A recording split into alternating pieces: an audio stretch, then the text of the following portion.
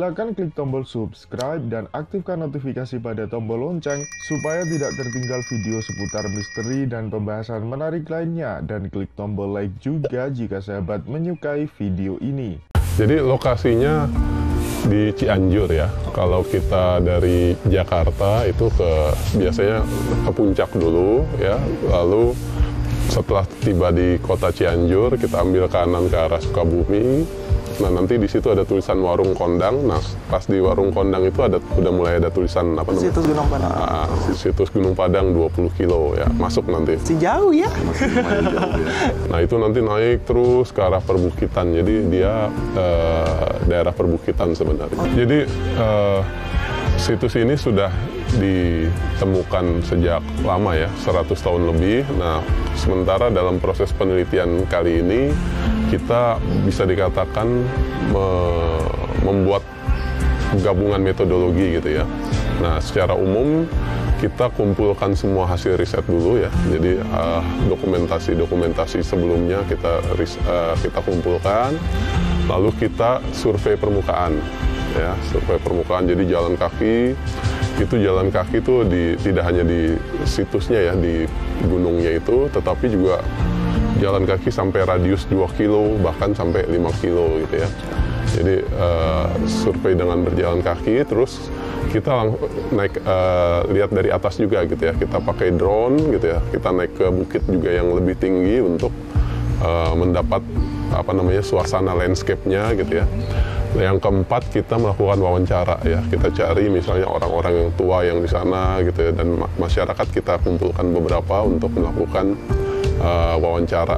Nah, setelah semua data dari atas, lalu lisan, terus permukaan sudah kita kumpulkan, lalu kita lanjutkan lagi dengan metode pencitraan bawah permukaan tanah gitu. Jadi kita cek dulu, istilahnya kita ronsen di bawah tanah tuh kira-kira ada apa gitu ya, sehingga ketika menentukan lokasi kotak gali itu sebenarnya kita sudah banyak informasinya begitu. Jadi tidak datang ke lokasi terus saya mau ekskavasi di sini misalnya gitu ya. Tapi kita sudah kita ronsen, dan ronsennya itu atau pencitraannya itu image-nya itu tidak dengan satu alat saja, tapi ada beberapa alat gitu ya. Jadi ada geolistrik, georadar, geomagnet, termasuk seismik tomografi. Nah, itu hasilnya di bawah permukaan kita lihat nanti ada garis-garis gitu ya, atau ada gelombang tergantung dari jenis alatnya gitu ya. Nah, setelah itu kita cek di laboratorium ya. Kita pakai analisis dengan para ahli geofisika, sehingga ketahuan istilahnya anomali-anomalinya begitu. Nah, lalu areanya sudah mulai dipersempit mana yang akan kita ekskavasi, tapi tidak langsung kita ekskavasi juga, tapi kita langsung kita pakai namanya bor kecil gitu ya. Bor kecil, bor tangan ya, yang seperti orang bikin biopori itu, untuk ngecek dalamnya berapa gitu, di dalam tanah tuh ada kira-kira lapisan apa aja gitu ya.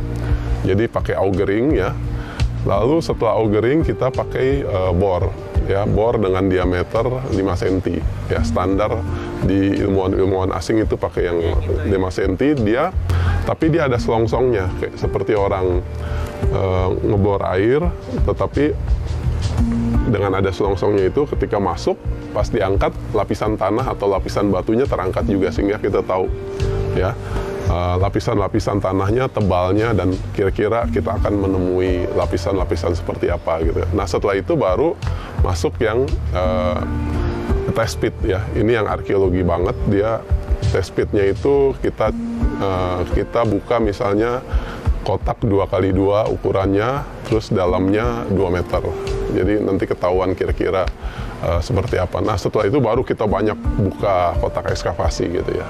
Jadi metodenya banyak ya. Nanti setelah itu hasilnya kita temukan, selain analisis di lapangan juga banyak yang kita bawa ke laboratorium.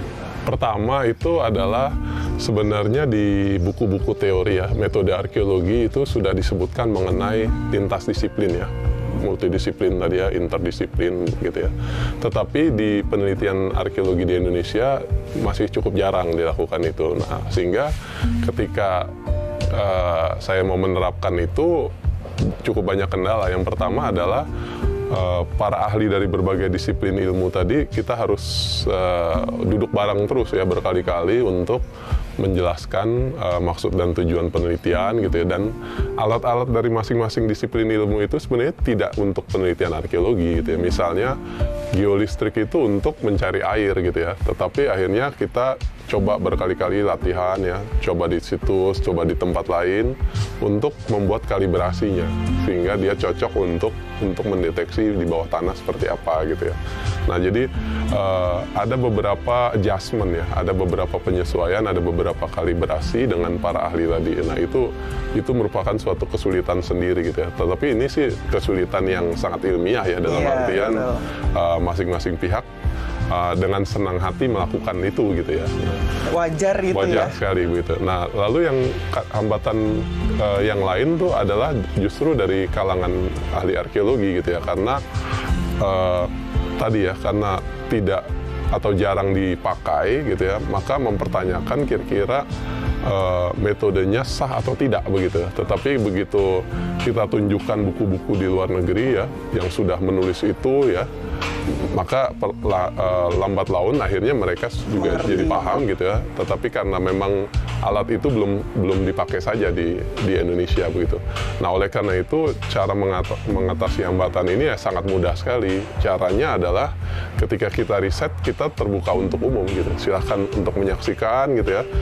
Cara merekam datanya bagaimana, cara menafsirkannya bagaimana, terus kemudian kita misalnya bawa ke laboratorium untuk mengecek usia, tidak hanya satu tapi di tempat lain juga. Jadi di apa sih namanya, dicek ulang gitu, check and recheck gitu, sehingga akhirnya apa namanya, cara kerja ini dipahami gitu ya.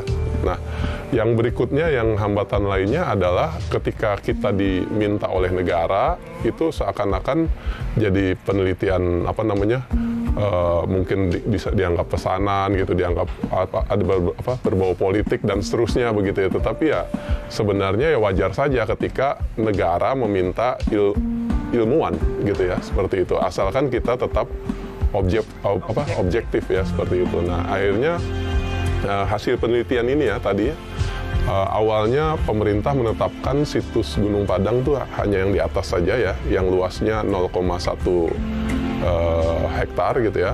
Nah, ternyata setelah kami teliti terus sampai ke bawah, sehingga sekarang sudah ditetapkan menjadi seluas 29,1 hektar gitu ya, itu.